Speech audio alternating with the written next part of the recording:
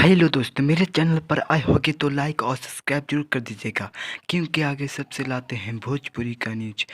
मेरे थंबनेल पर देखे होगे खेसारी लाल पीछे और पवन सिंह के आगे हो गए हैं। यहाँ जरूरी सूचना पहुंचाना है आप जंग। पवन सिंह के गाना प्यार की फराक वाली म्यूजिक सेक्शन में 1 पूरा इंडिया में चल रहा है और पवन सिंह का गाना पूरा इंडिया में 1 नंबर पर है, प्यार की फराक वाली। और दूसरे चैनल पर डाला गया है तो 27 टॉप म्यूजिक पर चल रहा है पवन सिंह का गाना प्यार की फराक वाली।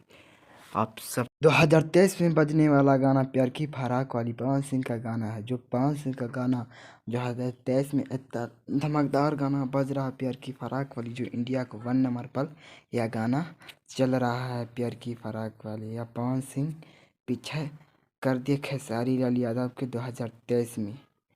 आगे वीडियो लेकर आ रहे हैं फिर से खेसारी लाल और प्रमोद प्रेम यादव के। आप सब रहे।